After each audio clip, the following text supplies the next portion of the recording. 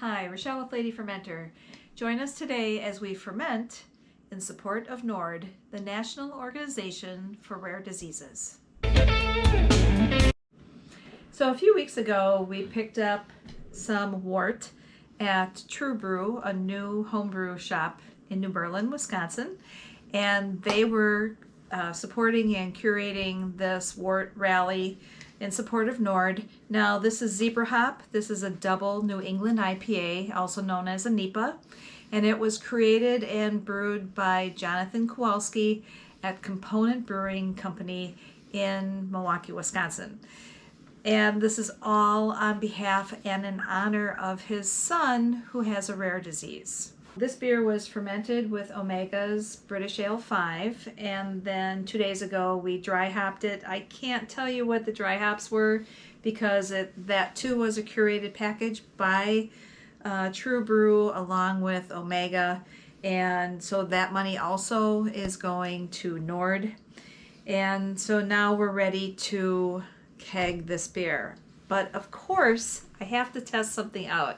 Now I've had a crazy idea to try potassium metabisulfate in part of it to see if it would make the NEIPA last longer, because that is the one thing, if you don't know, New England IPAs fade quickly, they lose their freshness, and they sometimes turn like a weird purpley color, and they get this weird candy sweetness, and they're not fabulous to drink at that point. So because we work with wine, or we ferment grapes and other fruits, we know that potassium and sodium metabisulfate is a great antioxidant. So I've had this crazy idea for a long time, and so we're going to give it a try.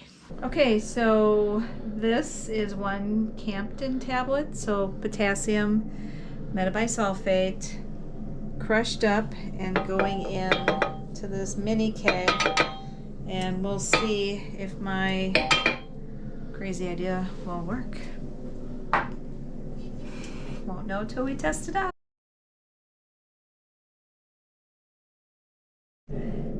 So here we go. Here's our Zebra Hop tasting. It's kind of pretty, right? Looks like a hazy. It's hazy, all right. Beautiful white foamy head.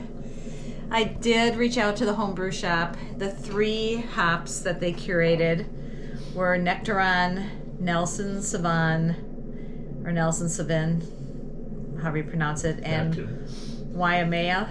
So those are the 3 that we dry hopped with. Now, before I tell you how I dry hopped it, I just want to say there's lots of ways to do this, and do whatever makes your heart sing. So whatever makes you happy, do your hazies that way, because there's lots of ways to do it. What we did is once the yeast was done, we cold crashed to 38F or 3.33 C. And once it was down to that nice cold temperature, then I put all these hops in and dry hopped it for 48 hours. Why I like this method is because it gives you all the beautiful flavors. So we're getting that that grape from the Nelson and the citrus from the other 2 pineapple, fruity, tropical flavors, but without any harsh bitterness. So it's really, like, I would call it like a clean, smooth hop flavor. Yeah. So it really makes it very easy drinking, which is a little scary for me for a 7.5 ABV beer. But yeah, there's our version of the Zebra Hop. Now, if you're a home brewer, I'll put a link down below so that you can give this recipe a try. So if you're a professional brewery or work at one or know someone who owns a professional brewery, please click on or share the link to Zebra Hop. I'll have that in the show notes. By the time this airs, it'll probably be April of 2024, and I know brew schedules are anywhere from 3 to 9 months out, so that gives you enough time to put Zebra Hop on your schedule.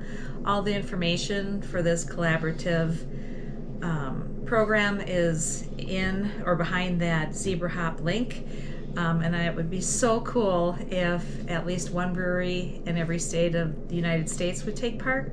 And what about a brewery in every country? That would be kind of fun. It's a wonderful program. NORD is just trying to help people. And thanks a pint for watching.